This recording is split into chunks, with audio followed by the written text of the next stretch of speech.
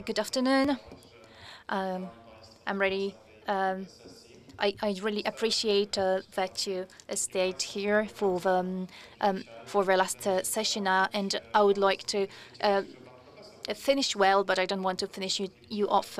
I'm very happy that Professor Filiczak is still with us, as what I'm going to say was inspired by you, by your works, as I'm going to talk about informal distribution of culture, to use an euphemism. So basically, I'm going to talk about piracy. I've participated in a number of projects on cyber security, including a project in cooperation with one of Warsaw universities. We created IE topology and produced a number of materials. Everything is available at Academia ResearchGate. From the perspective of time, when I had a look at those documents that we developed,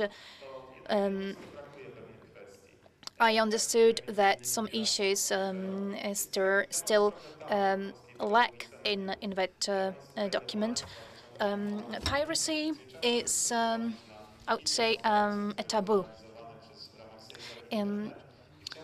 I had a look at a number of conferences organized by SaferNet, and during 11 years of this initiative's activity, I found out that we spoke very little about computer piracy. In research carried out by Orange Foundation, in which parents were asked questions about internet threats, only a very small proportion of parents said that computer piracy can be a threat. We only get interested in computer piracy when we read in the headlines that somebody was arrested for having illegal software on their hard disk. Or we get interested in computer piracy when political groups appear that want to play Robin Hood, or in a situation in which we see research by Polish scientists that our consumer choices are not influenced by computer piracy. We have problems with defining computer piracy, as this is a slang term. According to the penal code, if we illegally download audiovisual materials or software and then share it, for example, through peer-to-peer, we can be punished. But at some point, everything becomes kind of blurred to us. As for our part of Europe, we have an important share in this informal distribution of culture. When you have a look at countries, I was quite surprised, as it would seem that those countries that have a really high level of intellectual property protection are also characterized by high levels of piracy. And here I think about Italy, about the United States, about Russia. And we are in top 20 most pirating countries. Unfortunately, this is not top 20 as for GDP. Let's have a look from a historical perspective. I don't know whether you remember those street markets in the 90s. And here are a few photos from South America, where you can buy, for example, 5 gigabytes of Michael Jackson or um, the 70s music. But piracy is not a phenomenon that is present only outside of Europe. Last year, I went to Macedonia for holidays, and while strolling through a beautiful streets of Ohrid, this is what I saw: pirated, um, pirated cities, and where Polish pirates are hiding, peer to peer. First of all, and then a virus portal. All more than 2.5 million users registered. Um, this is this is one of the servers in Polish. Uh, these are basically databases with links, over 46 million links. Every link leads us to to one a piece of software, or to a movie, or to an album. Um, for example, on Facebook, I was informed that for reporting a pirate, I can get up to 10,000 euros. So as you see, this is a really timely topic. Yeah. And additionally, uh, you can see how adverts are adjusted to your needs on Facebook. I work as a teacher. I write reviews of guidebooks and of school curricula. In point 5, you can see complying with the law and safety rules, and there is a mention of intellectual property rights.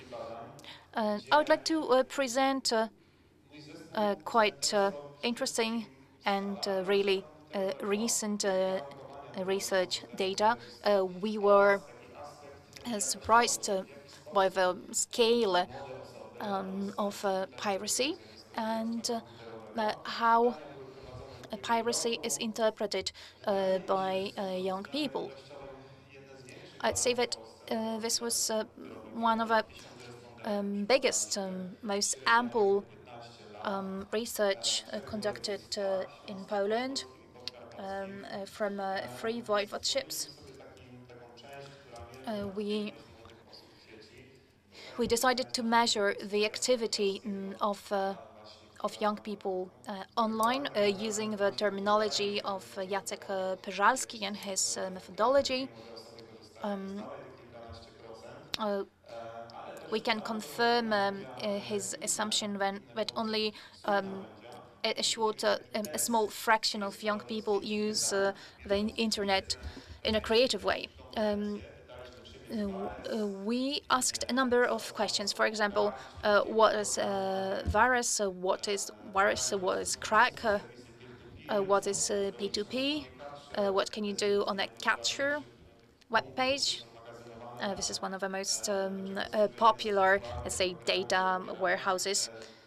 And we ask them what the JDJ downloader is, which is one of the most popular applications, programs for downloading illegal content.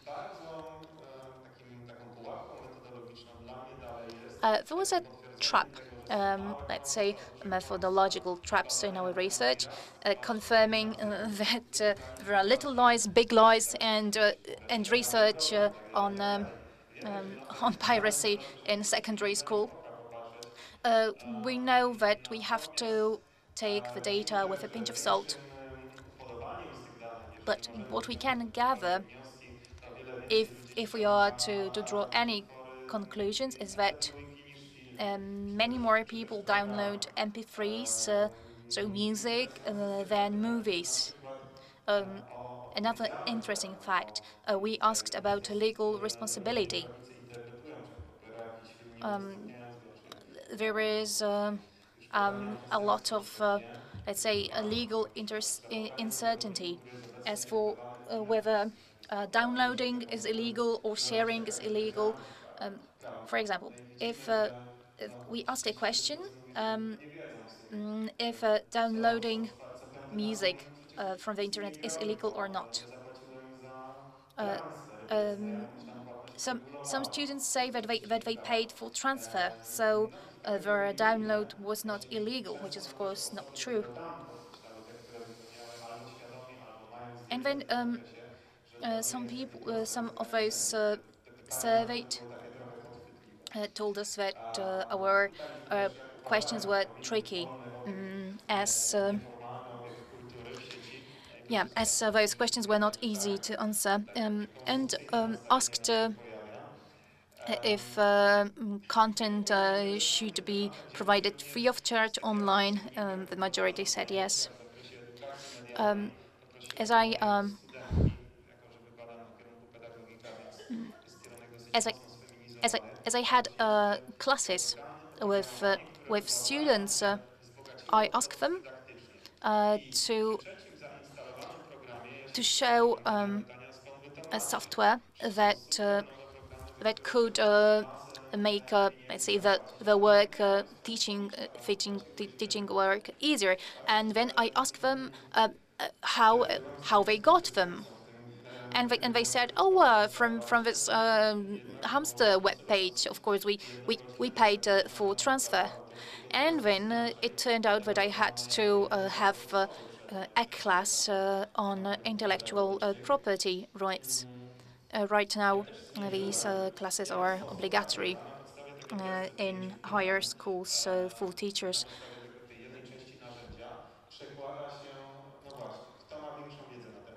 And I wanted also to understand who knows more about piracy, men or women. Of course, you can say that if it's higher, it means more knowledge, lower, less knowledge.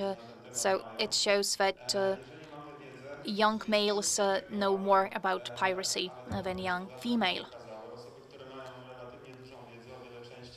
And what's interesting, people who know more about piracy normally download more.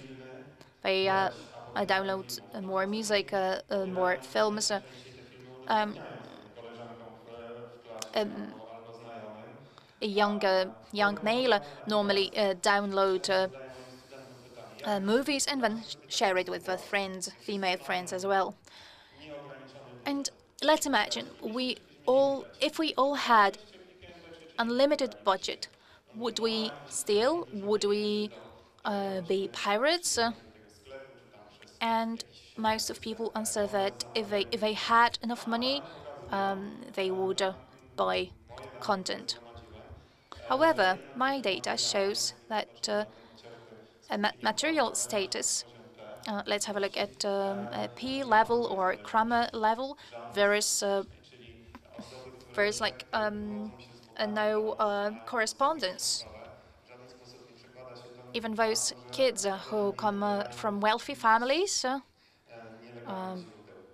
download illegal files, illegal content. And referring to the report of a Center of Digital Activity, which asked a question on how many CDs a young person has. It was a research with general questions on cultural activity, and what we found was that there is no connection between going to cinema and downloading. It's not that somebody who goes to cinema really regularly would download more movies. So as we can see, there is no correlation between activity online and offline.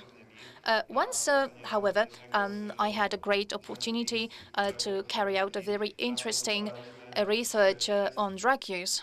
We wanted to understand whether there is any correspondence between taking psychoactive substances and being addicted to internet.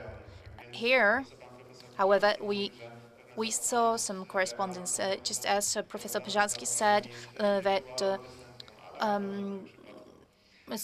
sometimes behavior online is connected with behavior offline.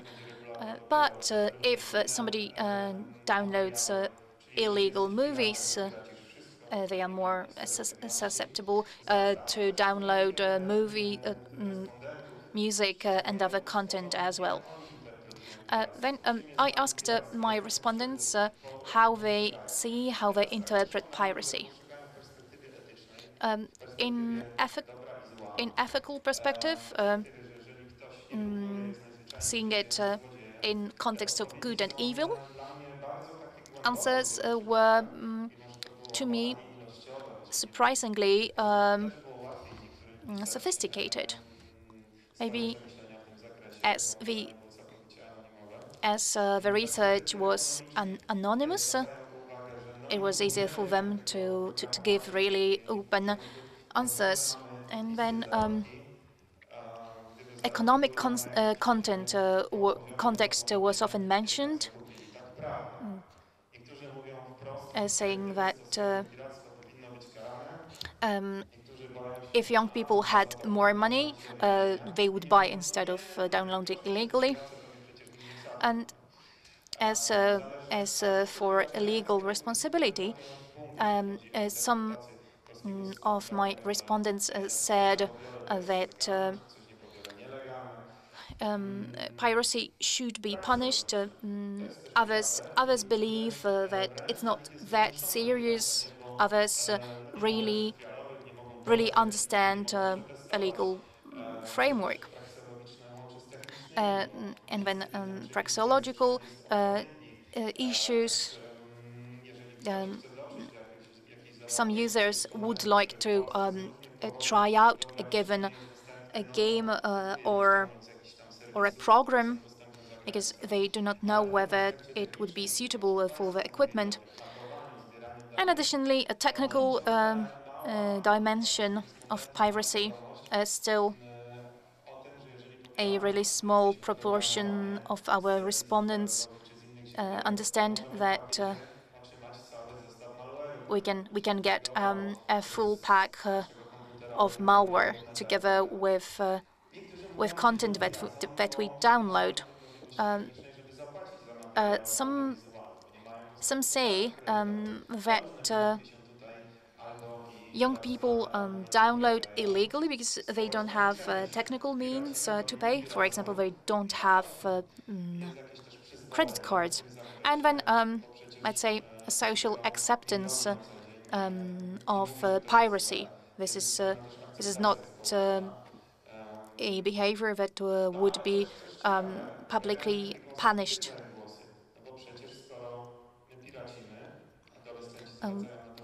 I also heard many interesting voices. For example, one of my respondents said that by piracy, we do not make the producers richer, we don't make artists richer, we do not help the creators and the state. My other respondents say that piracy is a way to save money. Type of school and interpretation of the phenomenon of piracy, there is no correlation.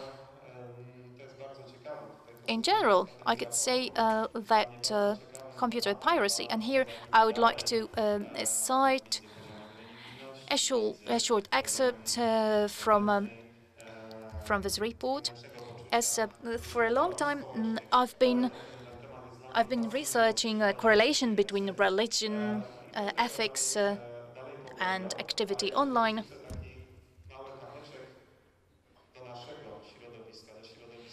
And just a bit of criticism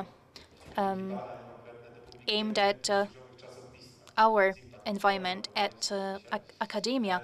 when we have research, we publish it um, in our scientific reviews that are not freely available. So I have already seen that there are websites trying to pirate scientific reviews online just to be able to download academic articles. Yeah, my presentation was quite quick. Thank you for keeping with me, and thank you for having me here.